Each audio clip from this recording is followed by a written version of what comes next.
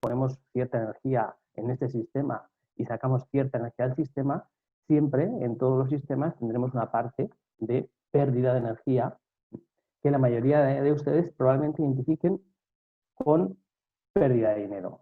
Es decir, aquí estamos perdiendo dinero. Y es cierto, estamos perdiendo dinero. Pero no solo dinero. No estamos solo perdiendo dinero cuando nuestro sistema no trabaja de manera eficiente o tiene pérdidas no asumibles o demasiado grandes. También estamos contaminando el ambiente, también estamos provocando el aumento del calentamiento global del planeta, pero es que además, en una instalación farmacéutica, nuestros productos, muchos de ellos, bueno, solo por ser productos farmacéuticos ya pueden ser potencialmente peligrosos para las personas, por lo tanto, también puede producir un problema de seguridad. Y ni hablar de si estamos hablando de sistemas, como vemos en el segundo capítulo, de virus o virus activos o sistemas de bioseguridad o productos oncológicos o simplemente activos químicamente. En este sentido, si conseguimos reducir las pérdidas, si conseguimos que nuestro sistema sea lo más eficiente posible, conseguiremos que nuestro producto, que nuestra planta sea más eficiente, que sea más rentable económicamente, que también es evidentemente muy importante, y además ayudaremos a conservar el planeta en la parte que nos toca. Si vamos un poco más a los datos, ¿no?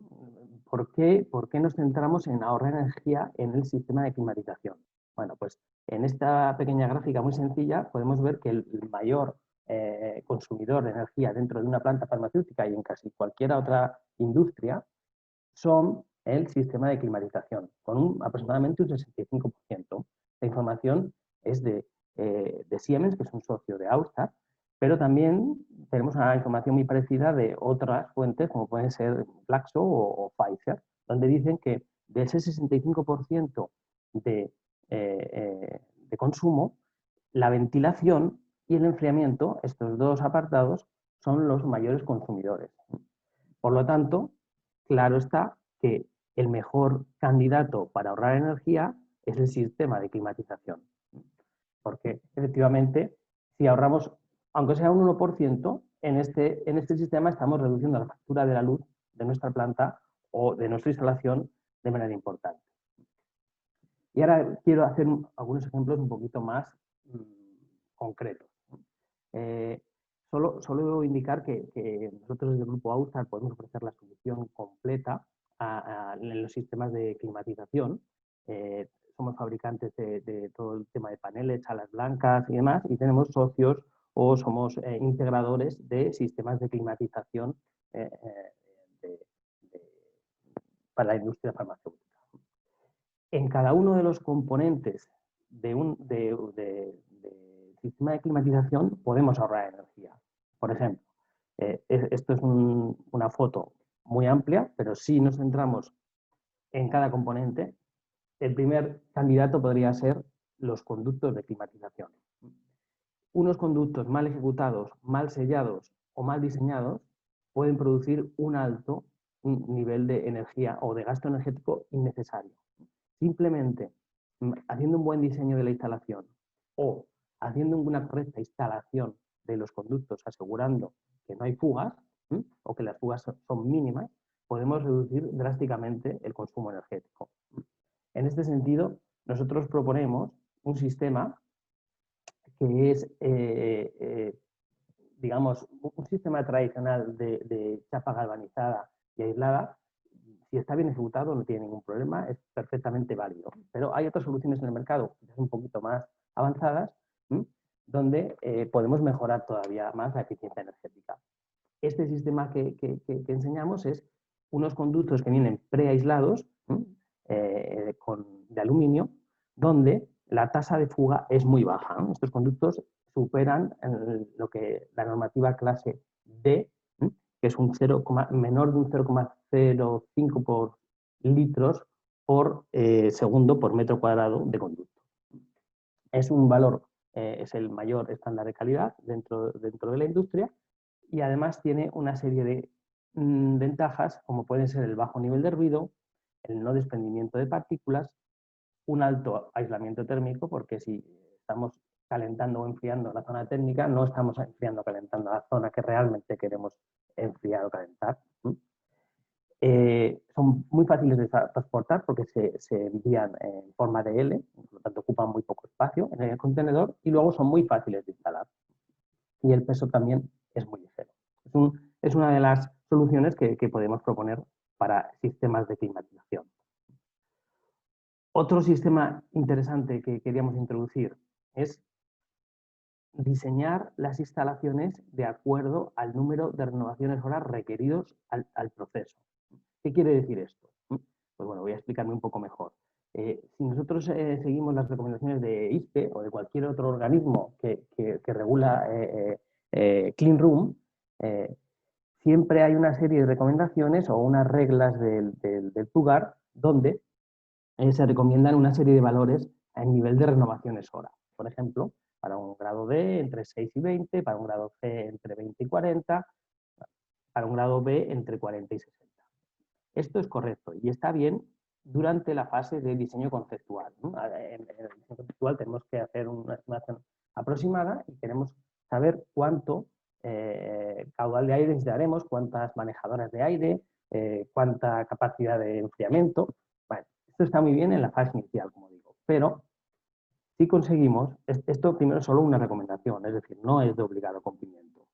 Si conseguimos entender cuál es el proceso, es decir, hacemos un análisis de riesgo, de cuáles son los riesgos de que nuestro producto se contamine o que haya un problema durante la fabricación, es decir, entendemos cuáles son las necesidades de nuestro producto, tanto en temperatura, humedad, presión y nivel de partículas, podemos determinar, por supuesto también teniendo en cuenta cuáles van a ser las condiciones de trabajo necesarias para nuestros operarios que van a estar en la zona, tanto en temperatura, humedad, como en sistemas de contención, es decir, productos que pueden ser tóxicos que hayan que trabajar bajo un aislador o bajo sistemas de barrera de acceso restringido, teniendo en cuenta las necesidades del producto y las necesidades de los operarios, podemos desarrollar el sistema de climatización de acuerdo a las necesidades reales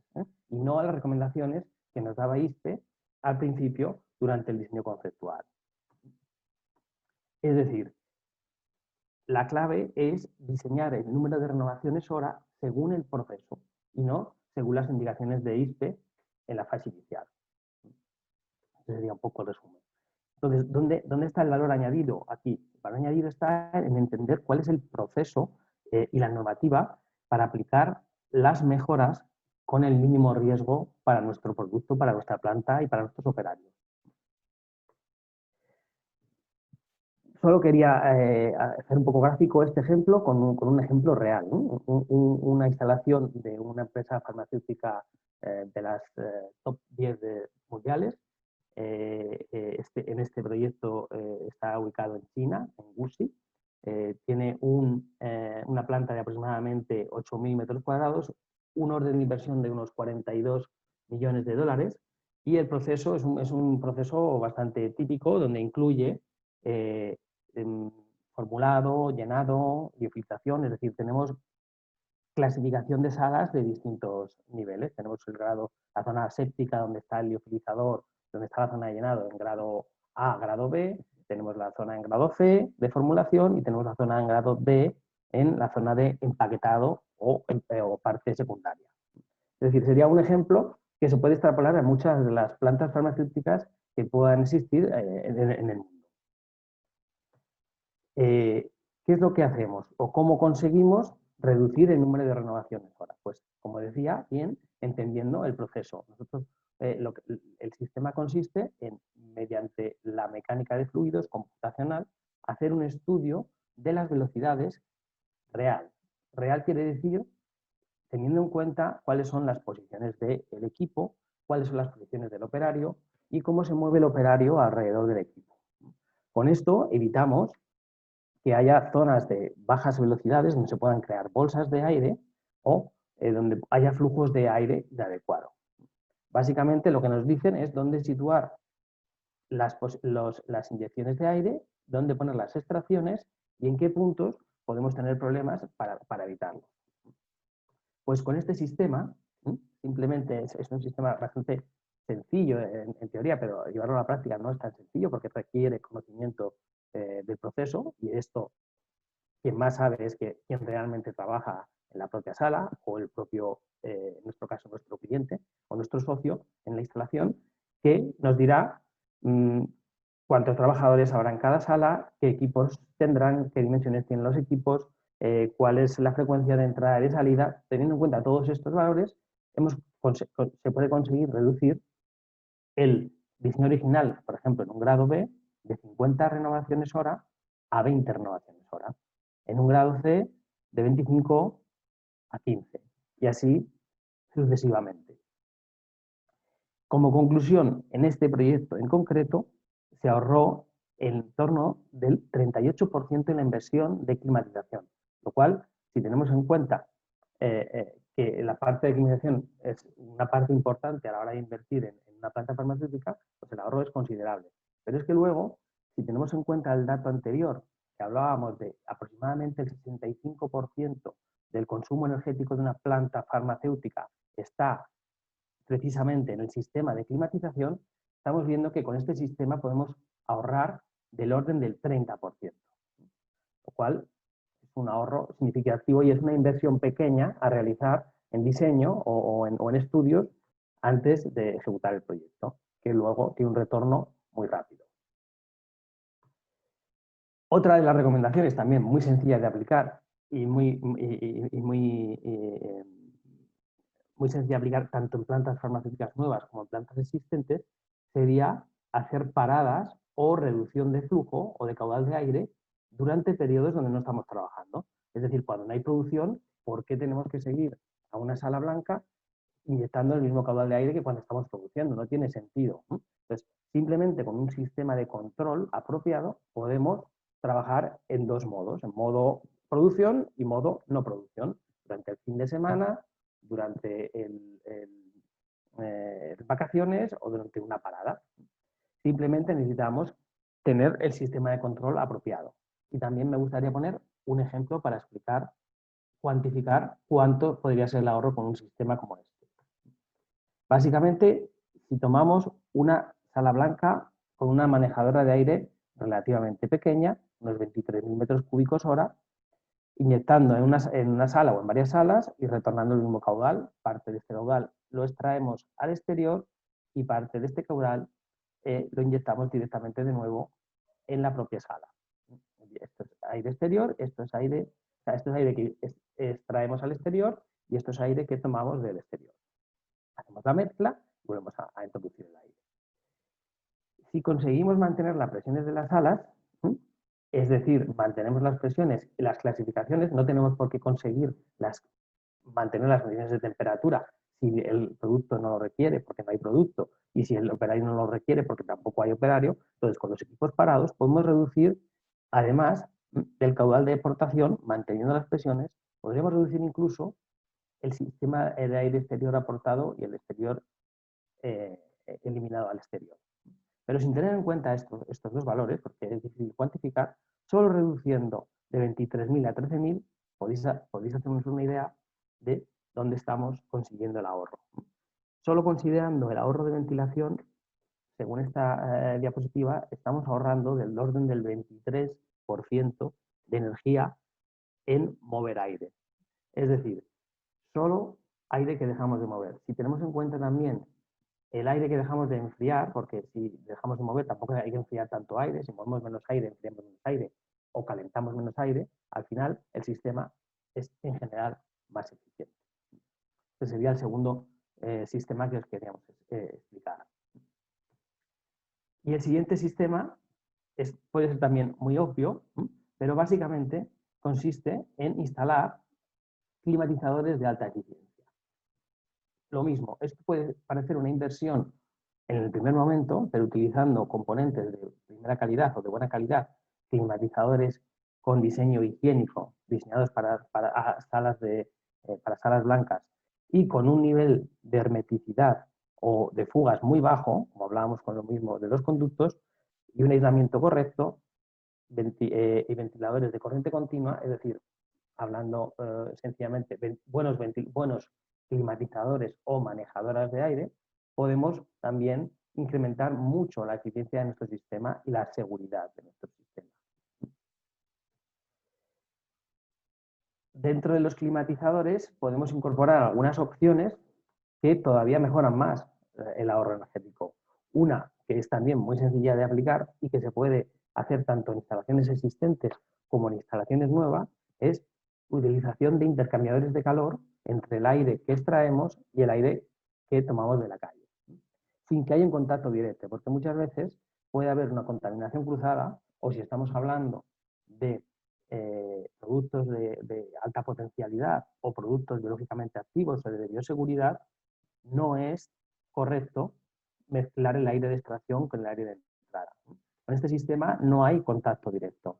Simplemente ponemos una batería entre el aire de extracción y el aire de impulsión y conseguimos que todo ese aire, toda la energía, no toda, pero la mayor parte de energía que tiene ese aire, la recuperamos antes de extraerla y la volvemos a introducir en nuestro sistema. Es decir, en vez de tirar la energía al exterior, la recuperamos y la utilizamos de nuevo en nuestra planta farmacéutica. Esto es una foto para que veáis cómo sería este sistema. Es un sistema muy sencillo que se incorpora a modo de skit, es un pequeño módulo que tiene unas baterías de muy alta eficiencia, del orden del 70-35% de recuperación, donde viene el módulo hidráulico totalmente integrado con las bombas de recirculación, los intercambiadores de calor y todo el conjunto de válvulas y sistema de control, y es muy fácil de instalar y de utilizar tanto en instalaciones en el interior, dentro de una zona técnica, o si no hubiera espacio dentro de la zona técnica, en el exterior.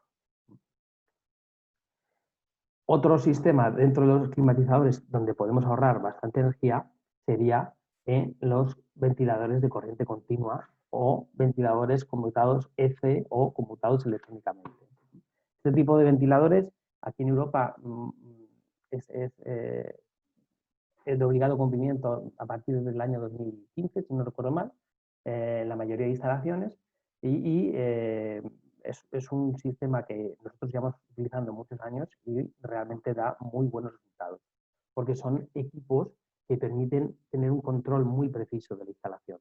Con este tipo de ventiladores podemos controlar muy bien los ventiladores cuando no trabajan al 100%. Los ventiladores científicos típicos de correa, motor y correa, funcionan bien cuando trabajan al 100%, pero cuando regulas pierden un montón de eficiencia. Con este tipo de ventiladores el control es muy preciso y el caudal de aire y la presión entregada es muy correcta, es de acuerdo a las especificaciones.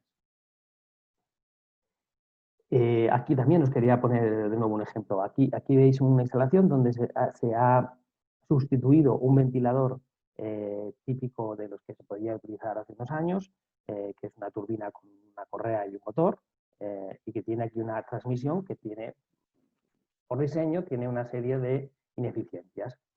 Los ventiladores trabajan muy bien a velocidad fija o tendrían que trabajar con un variador de velocidad exterior que pudiera regularlo.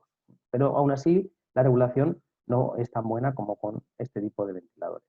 Los ventiladores DC, por otro lado, suelen ser más pequeños, es decir, es muy probable que no haya ningún problema en sustituir este ventilador por otro, simplemente habría que hacer esta placa para tapar o para mantener el mismo hueco en el climatizador existente y instalar estos nuevos ventiladores con una alta eficiencia energética o con un bajo consumo. Solo en este caso, en este ejemplo, no se ve muy bien, pero estamos hablando de un ahorro de energía del entorno al 66%. Aproximadamente el retorno de la inversión en un año, lo cual son cifras para tener en cuenta una actuación de este tipo en una planta farmacéutica que quizás ya haya operado muchos años y ya es el momento de renovarlos. O incluso si está prevista la renovación de los ventiladores o de climatizadores, tener en cuenta este tipo de solución para mejorar el consumo. Y el último sistema, pero no menos importante, que quería introducir es los filtros. La correcta selección, mantenimiento e instalación de los filtros. Y me gustaría también poner otro ejemplo para explicarlo.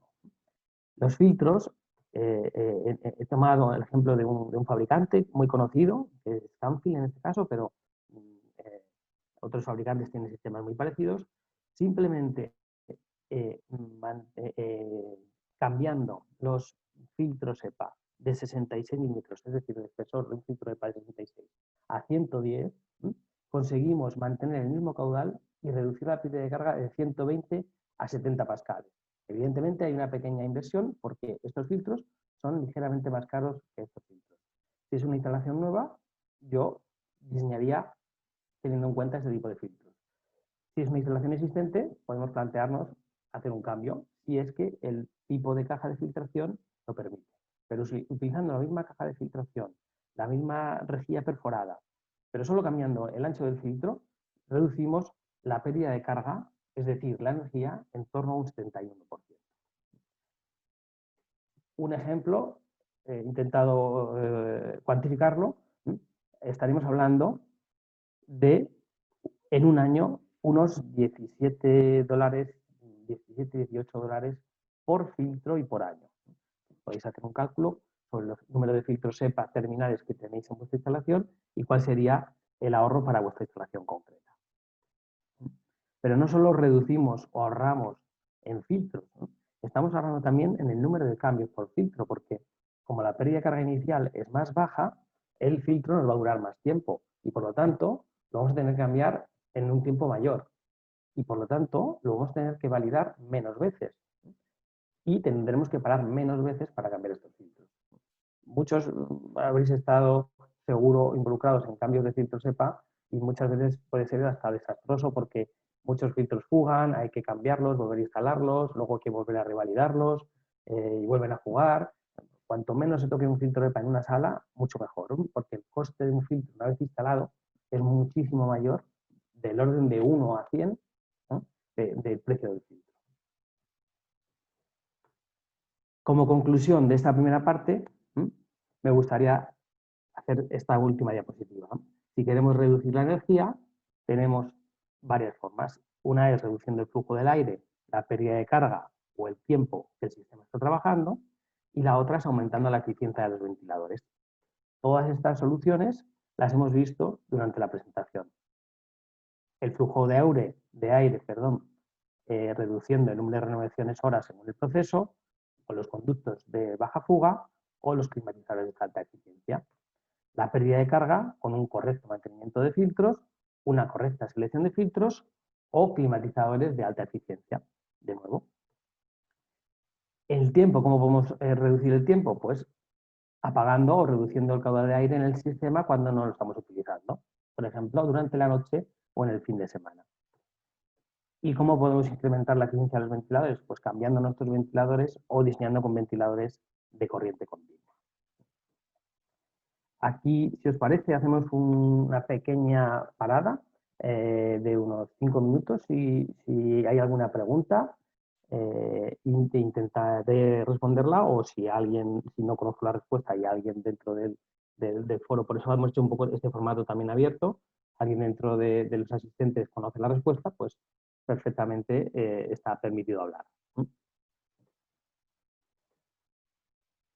No sé si puedo ver las preguntas o hay alguna pregunta o alguien creo que puede levantar la mano.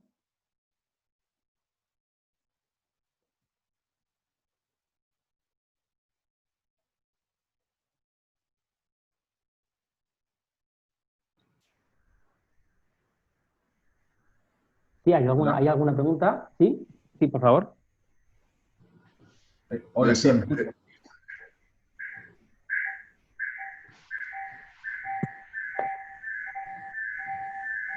Hola. Hola, Juan, sí. Ah, mi nombre es Juan, trabajo para la empresa Biogenesis Vago en Argentina. Mi consulta tiene que ver con los ventiladores. Eh, Primero que nada, saber qué tipo de motor son, si son del tipo brushless, Segundo, ese tipo de motores, la alimentación sería trifásica, trifásica y con control solo de la referencia de velocidad, o qué Sí. más puede sacar a esos ventiladores en lo que respecta a información. Sí, a ver, muchas gracias, Juan, por la pregunta. Te intento explicar un poco. Estos ventiladores los puedes encontrar tanto en tensión trifásica como en monofásica, en ambas, no hay ningún problema. La ventaja realmente la tenemos en ventiladores de trifásica porque puedes regular la velocidad del ventilador. La ventaja de este ventilador es que lleva el regulador de frecuencia integrado dentro del ventilador. Si podemos volver a la diapositiva antes, aquí donde lleva el bobinado, en la caja de conexiones, aquí simplemente tendremos que darle una señal que puede ser la que nosotros queramos, pero normalmente lo puedes controlar con una señal de 0 a 10 voltios, proporcional, es decir, si tú le das 0 voltios no se mueve, si le das 10 voltios se mueve al máximo, si le das 5 se mueve al 50% exacto. O una señal 420 miliamperios, o conectarlo a cualquier tipo de transductor o de señal, por ejemplo, una sonda de presión. Tú tienes este ventilador conectado a una sala blanca y quieres que la presión de la sala sea 50 pascales, por ejemplo. Pues le pones la consigna de 50 pascales y el ventilador solo va a ir a buscar esa presión dentro de la sala. Por lo tanto, el sistema es muy ventajoso. Perdón Sí, que te sí, por favor. interrumpa. No, por favor. No, eso está perfecto. Es más, te comento que estoy dentro de lo que es el diseño de este tipo de sistemas. Mi pregunta iba referida más está perfecto, nosotros con una referencia del tipo eléctrica de 0 a 10 volt o 420 miliamperes o a otra alternativa, iba más referida por ejemplo, qué información se le puede sacar a estos motores en lo que respecta, no sé, temperatura del drive, temperatura motor, RPM, características que capaz que en nuestro contexto nos ayude a saber el estado del equipo y demás. Y ya que estoy, te hago una última consulta. Este equipamiento reemplazaría a lo que es un variador de frecuencia y una turbina, ¿no? Motor y turbina. Correcto. ¿Se sabe más o menos en unidades cuánto, en costo, cuánto se podría comparar? O sea, ¿esto es el doble del conjunto, el triple? Vale, vamos, te respondo, a ver si he notado bien tus tres. Te respondo por la última. Sí, Si perdone. Si hablamos de a nivel de inversión, el costo de la inversión es del orden, yo diría, de 1,5 veces un ventilador habitual. Pero, como bien dices, este ventilador sustituye no solo al ventilador, sino al motor asociado a toda la correa de distribución y al sistema al variador de frecuencia, digamos. Por lo que yo te diría que este sistema, incluyendo el sistema variador de frecuencia e incluyendo la correa, todo el sistema en global, estaría en un precio similar, ¿no? O por lo menos aquí en Europa sería un precio similar. De hecho, muy pocos fabricantes ya fabrican ventiladores de los anteriores, salvo para aplicaciones especiales. Es decir, a tu segunda pregunta, sí, este sistema sustituye a todo el sistema. Es decir, sustituye al motor, a la turbina y al variador de frecuencia que lo tiene incluido aquí. Y ya, para tu primera pregunta, que preguntabas sobre qué información podemos recabar de este tipo de ventiladores. Pues precisamente... Jorge, perdón. Sí. Para mantener más o menos los horarios, le pediríamos a Juan si lo podemos seguir en una reunión privada con él. Tenemos otras dos manos levantadas y otras dos preguntas hechas por escrito. Está bien. Mil disculpas. Perdón, Juan, encantado de seguir el tema, pero... Ningún problema. Juan, hablamos después del webinar hoy o cualquier otro día. Estoy a tu disposición para hacer una llamada y hablamos de este tema en concreto. Muchas gracias. Gracias a ti. Sí, continuamos entonces y seguimos luego al final con las preguntas o seguimos con las preguntas. Sí, ahí habilitamos el micrófono justamente Sí. W. Gaico.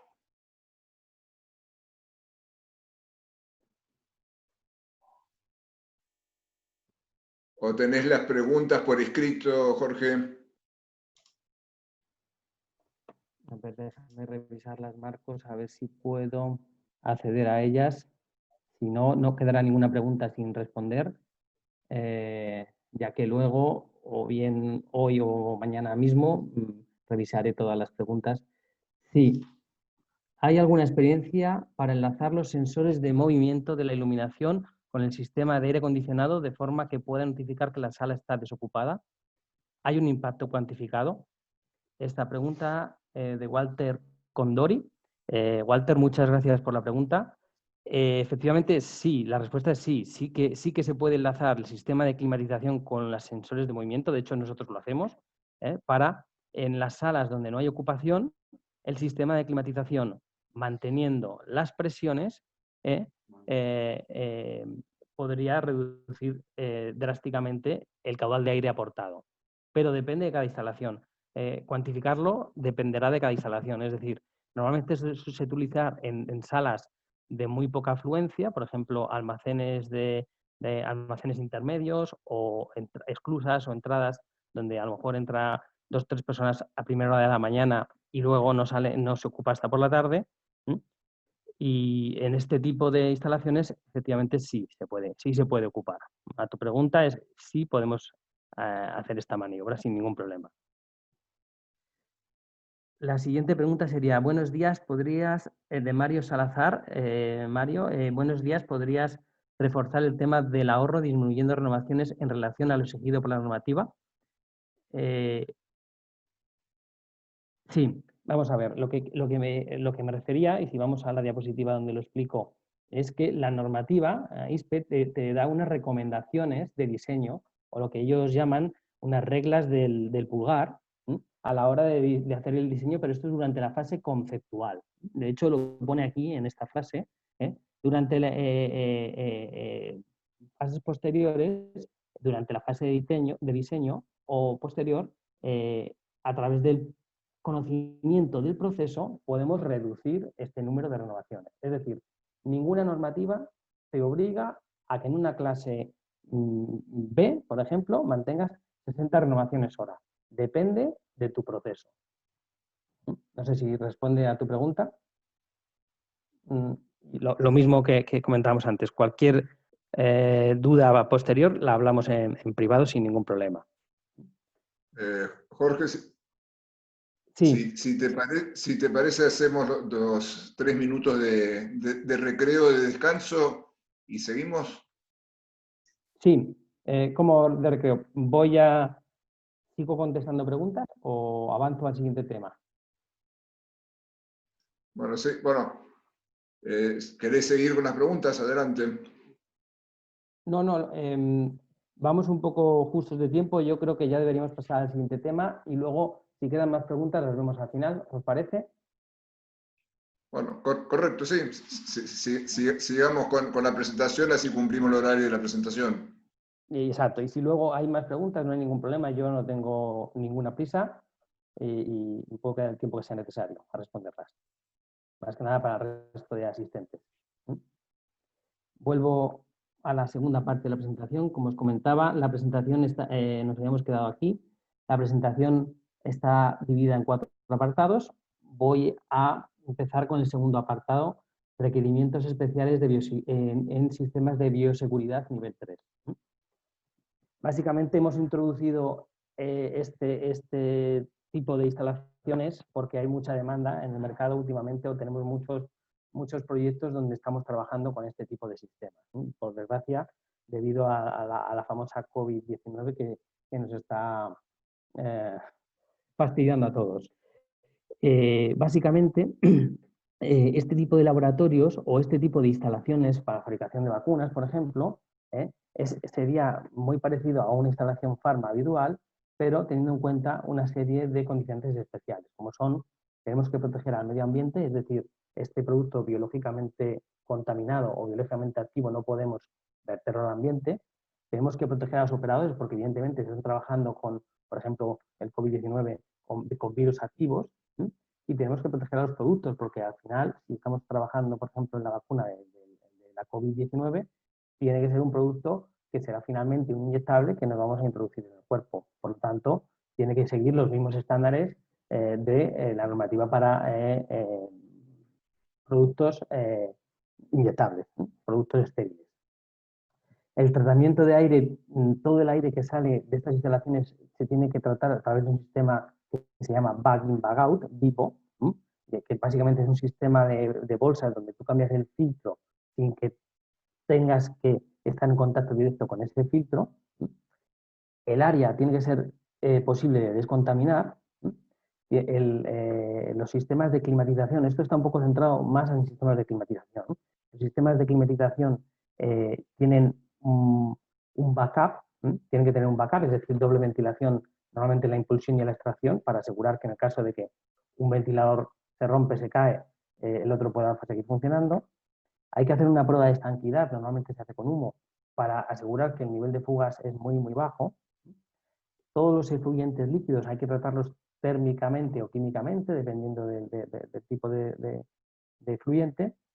Hay que tener una ducha de agua a la salida para el operario y todos los materiales que salen del laboratorio o de la zona tienen que salir autoclavados o descontaminados a través de cámaras de peróxido de hidrógeno o similar. Sistemas de descontaminación en frío. Esto es un ejemplo de un esquema de principio.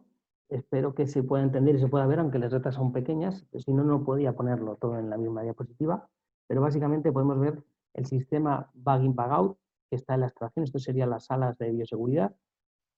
El aire de extracción pasaría por aquí y pasaría a través de este equipo de filtros Bag-in, Bag-out, y luego pasaría a través de uno de estos ventiladores. Cuando este ventilador falla o está en mantenimiento, esta compuerta se cierra y el aire saldría a través del otro ventilador. Sistema de descontaminación, en este caso de Steris incorporado en lo que es los conductos de climatización, incorporado.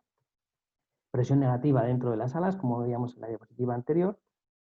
Válvulas estancas, esto es muy importante en los conductos para poder descontaminar por zonas o descontaminar, por ejemplo, toda esta zona de extracción. Y esto no es obligatorio, pero es una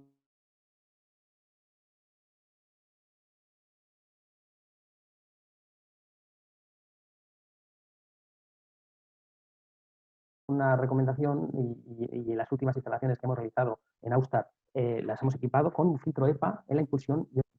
Y hay que decir tiene que la parte más crítica de los conductos han de ser estancos. Y hay que hacerles un test de presión. Hay que comprobar que estos conductos no fugan. Como comentaba al principio, son la protección del medio ambiente, de los separadores y del producto. Y esto lo conseguimos con una medida muy sencilla. En una planta farmacéutica, en una zona séptica, normalmente trabajamos en presión positiva para que nuestro producto no se contamine de los posibles contaminantes exteriores o del operario. Aquí no podemos hacer esto porque nuestro producto puede contener un riesgo biológico. Por lo tanto, en la zona más expuesta, nuestra sala ha de estar en presión negativa. ¿Cómo conseguimos esta presión negativa? Pues igual que hacemos en unas zonas en una zona séptica, donde trabajaríamos en presión más 45, más 30, más 15, aquí en este caso haríamos lo mismo, pero al revés. Es decir, haría una cascada de presiones hacia la zona de mayor contención. Viene utilizando los tres tipos de airlocks que existen, que son el tipo cascada, donde la presión es en cascada, 15, 30, 45, tipo burbuja, donde la presión dentro del airlock es mayor que en las dos salas, o tipo sumidero, donde la presión dentro del airlock es menor que en las dos salas, por lo tanto el aire tiende, como su propio nombre dice, a absorber o a asumir o a recoger el aire del sistema. Me gustaría poneros un ejemplo real. Esto es un laboratorio que estamos acabando de validar ahora mismo. Esta semana están haciendo la validación de este sistema. Es una sala es un laboratorio de seguridad biológica para animales y para es solo laboratorio, no es producción. Donde podéis ver que la presión en las zonas de mayor contención es menor y luego en todas las intermedias, la presión va decreciendo. En este caso sería una presión en cascada, donde veis los valores en azul, morado, en pascales.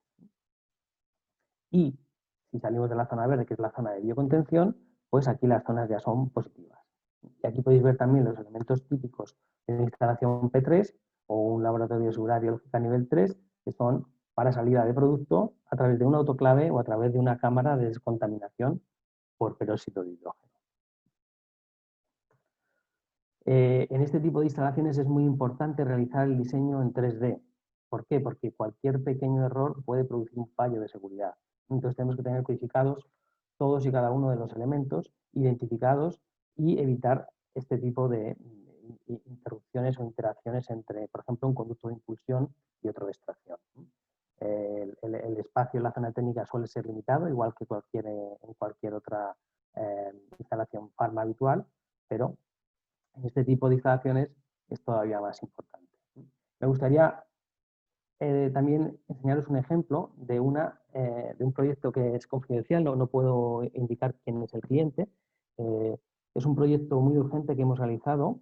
El total del proyecto es del orden de 6 meses. Empezamos en enero de este año 2020 y hemos acabado la instalación en julio del 2020 y es para la fabricación de vacuna del COVID-19 en un laboratorio de seguridad biológica nivel 3. Es decir, la fabricación de esta vacuna, el virus está activo. Y por eso, como hay riesgo para el operador, está en un laboratorio nivel 3. Aquí podéis ver algunos de los sistemas que hemos utilizado. El sistema Bag-in, Bag-out sería el mismo que lleva el sistema de climatización. Esto es nuestro aislador de Austar, pero os lo he puesto en esta foto para que se vea todo dentro de lo que... Esto sería la zona de bioseguridad, dentro de la sala, donde tenemos un aislador donde manejan el virus activo, las compuertas de aire herméticas, que serían las mismas, del mismo tipo que se utilizaría en el sistema de climatización, y en los sistemas Bag-in, Bag-out, que serían también del mismo tipo que los que se utilizarían en el sistema de climatización. Este es el aislador en sí, de fabricación por Austar, y toda la sala blanca, en este caso, por requerimiento del cliente, quería puertas, techos o cielos rasos, paredes, todo en acero inoxidable. Tenemos también otro tipo de paneles que pueden aguantar sin problemas descontaminaciones con peróxido, pero en este caso el cliente quería que todo el sistema fuera en acero inoxidable. Un poco una imagen para que veáis cómo pinta una instalación de seguridad dentro de la zona. Algunos detalles del sistema. Este sería el detalle del SAS o el pasamateriales con peróxido de hidrógeno, con puertas de junta hinchable. Un detalle de cómo se pasarían las tuberías con este sistema, que cada vez que aprietas, el sistema aprieta sobre la tubería, por lo tanto garantizamos la hermeticidad. Y lo mismo para conductos que utilizan sistemas de alta estanquidad con válvulas 100% estándar. Pasamos ya, si os parece, a la tercera parte. Luego habrá un tiempo para preguntas. La tercera parte está muy enlazada con el capítulo número 2 y es cómo descontaminamos este tipo de instalaciones. Bueno, esto también es aplicable para zonas asépticas o zonas que requieran ser descontaminadas por algún motivo. Nosotros en Austar tenemos una relación de cooperación entre Austar y Steris desde el año 1995. Austar hace, digamos, lo que es la instalación de climatización y Steris hace la parte de el generador y la cualificación del sistema. Este sistema es diferente de otros sistemas en que normalmente con este tipo de peróxido vaporizado, Vaporized Hydroxide Peroxide, de peróxido vaporizado, inyectamos el peróxido en el conducto de climatización. Por lo tanto, conseguimos descontaminar no solo lo que es la sala o la zona del espacio biológico o el laboratorio biológico, sino también el conducto y los filtros EPA que van a posterior.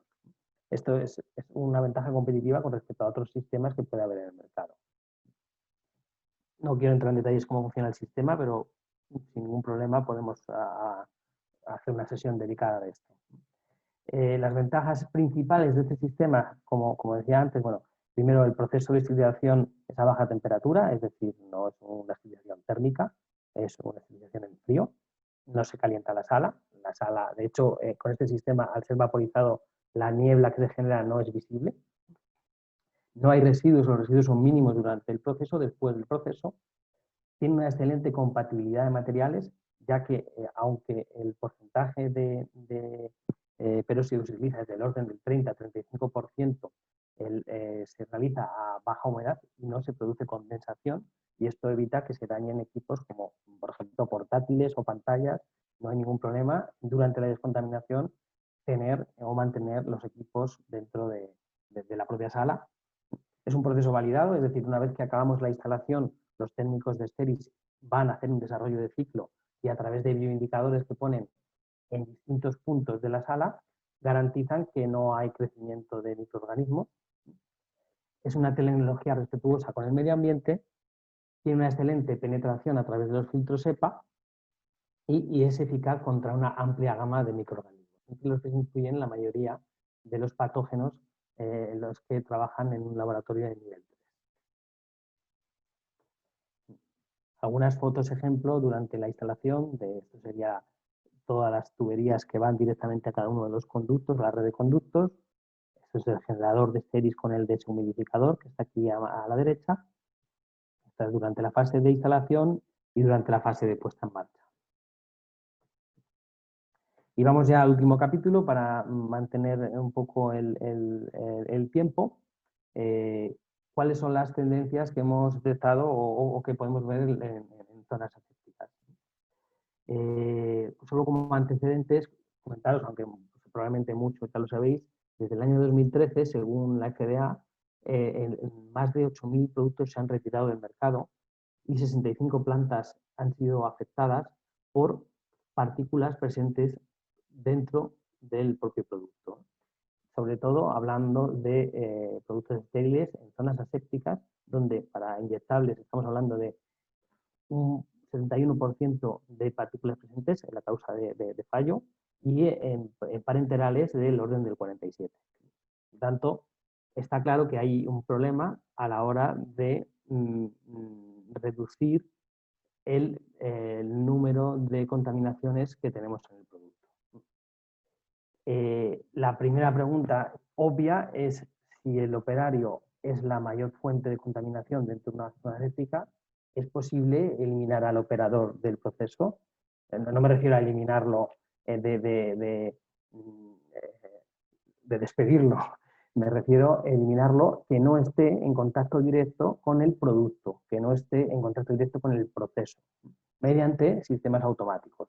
Pues si fuéramos capaces de que el operario no estuviera en contacto directo, bien sea mediante el uso de aisladores, RAPs o cualquier otra tecnología, conseguiríamos, en definitiva, medicamentos más seguros y menos contaminaciones en nuestro producto final.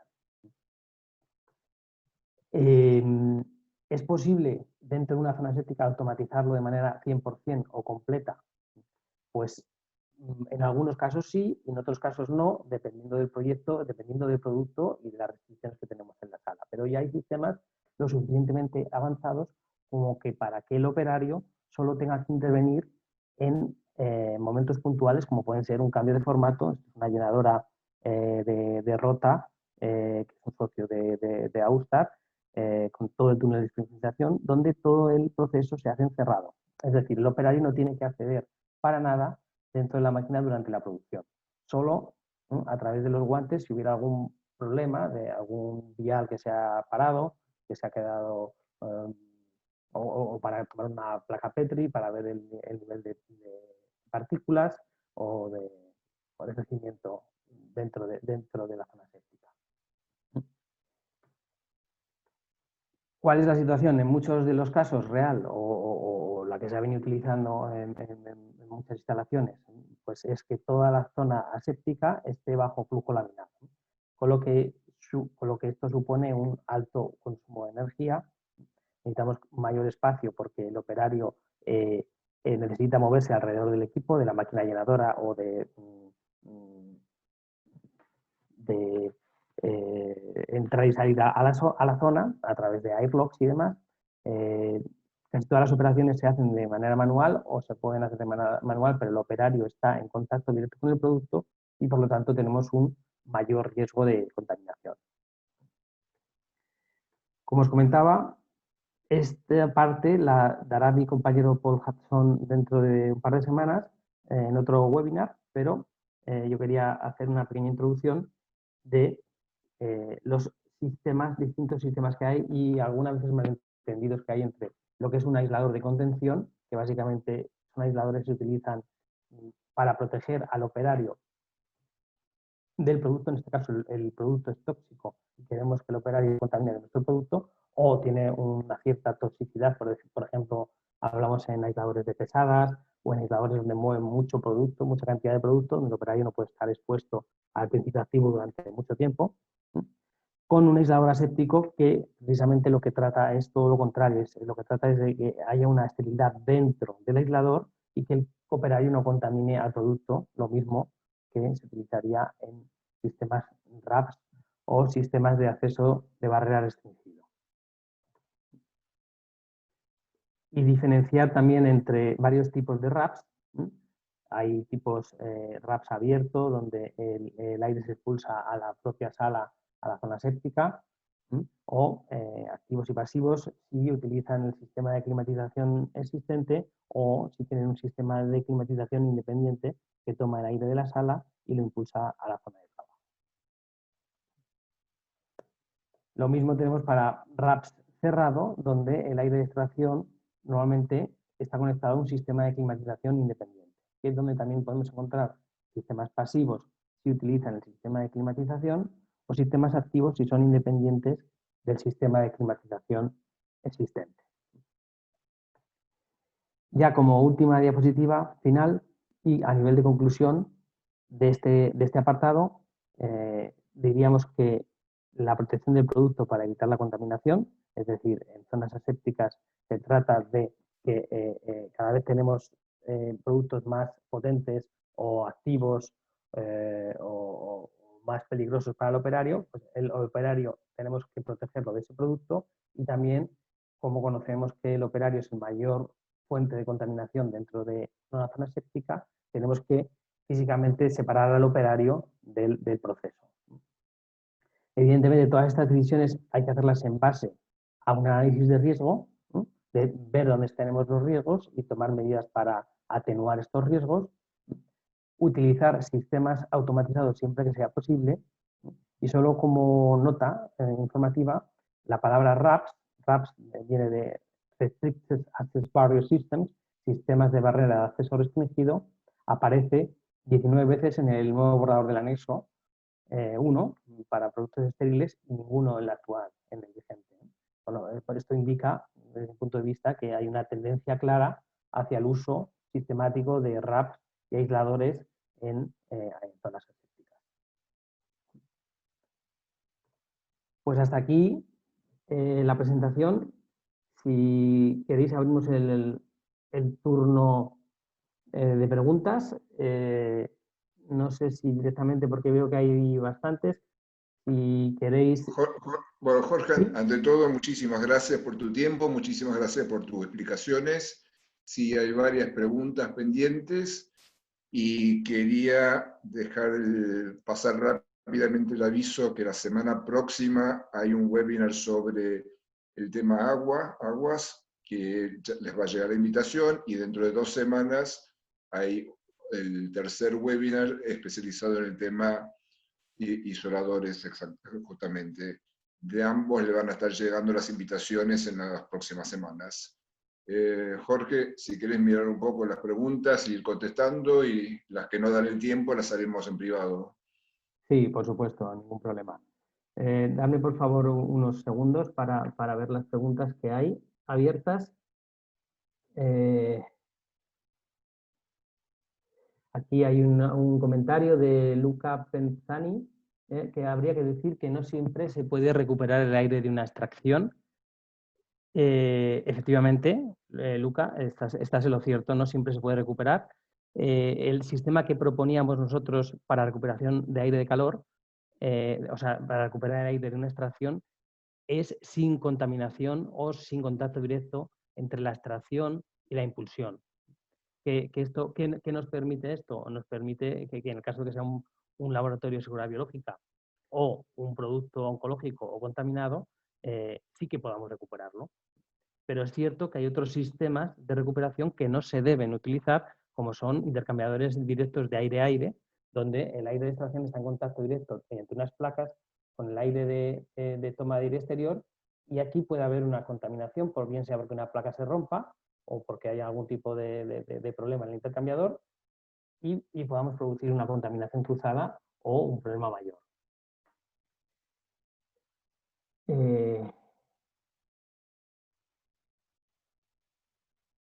A ver, ¿alguna otra pregunta? Jorge, Sí. Jorge, le estoy dando micrófono al señor Ismendi. Sí, por favor. Buenos días, Jorge, muchas gracias. Hola, buenos días. Quería preguntarte respecto al tema de seguridad biológica. Veo que tú tienes la referencia de la OMS, el Manual de Bioseguridad de la OMS, tercera edición. Tenía la duda respecto a que tú en los requerimientos de seguridad biológica para las plantas mencionas que es obligatorio, por ejemplo, el sistema de tratamiento de efluentes, el sistema de pruebas de hermeticidad. También haces un debe también con el tema de doble ventilador en la extracción y sugieres el doble ventilador de suministro para la inyección del aire.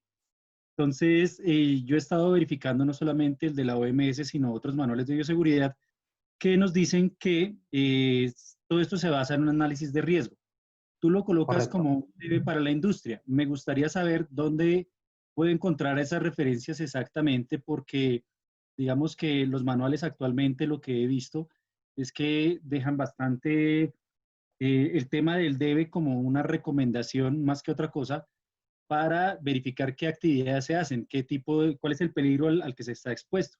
Si, por ejemplo, un microorganismo se puede transmitir por vía aérea y el microorganismo susceptible, digamos, a ciertos detergentes o agentes desinfectantes, entonces Sí. digamos que lo dejan como muy abierto. Quisiera de pronto que tú me ayudaras con una referencia donde exactamente diga, por ejemplo, que para nuestra industria es necesario implementar estas medidas. Vale, muchas gracias por tu pregunta. Solo decirte que estoy totalmente de acuerdo con el comentario que has hecho. Es decir, estas recomendaciones no son de obligado cumplimiento. Si te fijas aquí en esta tabla, hay algunas que sí que son de obligado cumplimiento, donde pone 10, 10, 10, 10, y otras que son, digamos, basados en nuestra experiencia. ¿Qué es lo que pasa? Que cuando realizamos laboratorios de seguridad biológica, siempre hay que hacer, como bien has dicho tú, un análisis de riesgo y definir realmente dónde están mis riesgos. Si mi valor crítico, por ejemplo, es la presión, tengo que tener presión negativa y no pongo un sistema de backup para asegurar que si falla este ventilador se va a encender otro, pues estoy... o sea, básicamente lo que vengo a decir es que en los análisis de riesgos que hacemos, normalmente lo que sale es que necesitamos este tipo de sistemas que he comentado. Pero, como bien dices tú, no es de obligado cumplimiento. Están basados en un análisis de riesgos.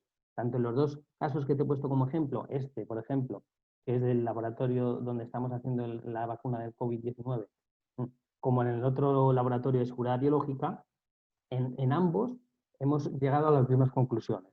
Es decir, no por obligado cumplimiento, o bien porque el propio cliente al final dice yo quiero un laboratorio de seguridad a nivel 3, pero además, o lo llaman nivel 3 plus o nivel 3 mejorado, además quiero que me incluya este tipo de medidas. Pero no, efectivamente no es de obligado cumplimiento muchas de las recomendaciones que he indicado yo en la presentación. Estás totalmente en lo cierto. No sé si he respondido a tu pregunta. Sí. De hecho, perdóname, de hecho creo que algunos de los requerimientos que están allí, como tú bien lo mencionas, son de obligatorio cumplimiento para un nivel de seguridad biológica 3A, por ejemplo. donde, por ejemplo, el sistema de tratamiento de efluentes es obligatorio el doble ventilador de exhausto. Entonces, allí sí es un poco más específico. Pero agradezco Sí. mucho tu respuesta. Gracias a ti por la pregunta. Jorge, creo que hay una pregunta del doctor Alejandro Riva que está pendiente como tema novedoso, y lo que me olvidé de comentarles es que les vamos a estar haciendo llegar por email esta presentación el día de mañana.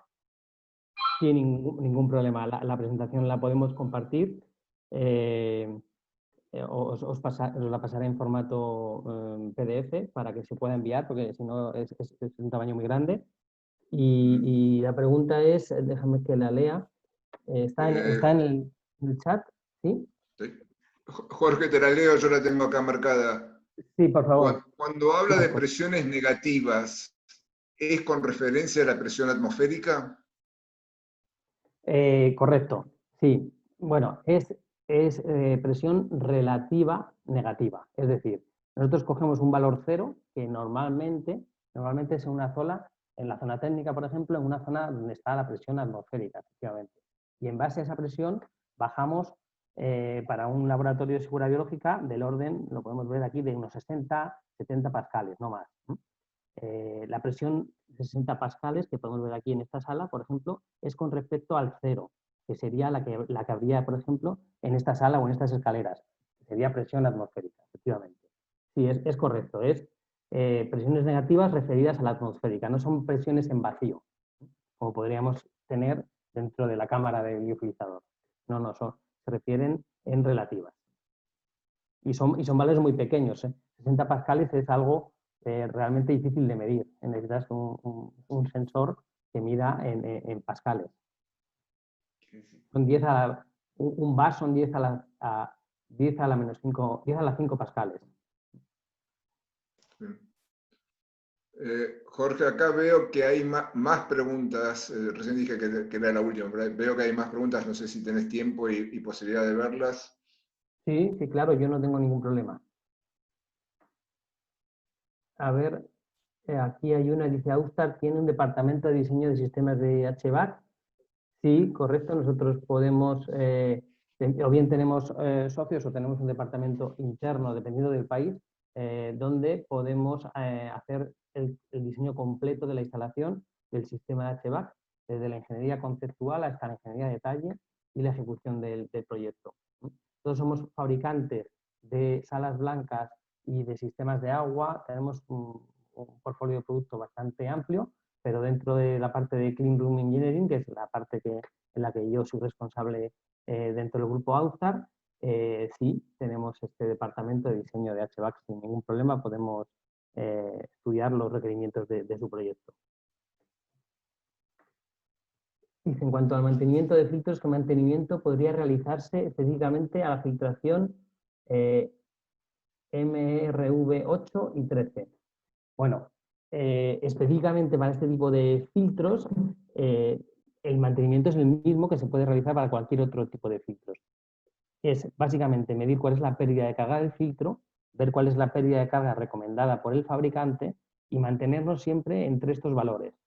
Incluso muchos fabricantes recomiendan cambiar antes, evidentemente porque son fabricantes del filtro y quieren que compres nuevos filtros, pero también porque efectivamente un filtro que está en una pérdida de carga menor de la que debería, está consumiendo mucha menos energía. Por lo tanto, habría que ver para cada tipo de filtro, para cada modelo, cuál es el punto que el fabricante recomienda el cambio de filtro. Pero desde el punto de vista de instalación, nosotros recomendamos siempre tener al menos, o si no es instalado con el sistema de BMS, con el sistema de control, un manómetro que me diga cuál es la presión antes y después de cada filtro, para que yo pueda hacer un mantenimiento tanto preventivo y no solo correctivo, de cuándo tendré que pedir esos filtros. Esto todo va al sistema de control. El sistema de control te diría cuándo voy a tener que cambiar esos filtros, por ejemplo, dentro de 2 meses, para que tú puedas pedirlo con tiempo a tu proveedor y no tengas que tener un stock de filtros dentro de tu planta farmacéutica. Por favor, si hay alguna duda más, ningún problema. Yo sigo leyendo.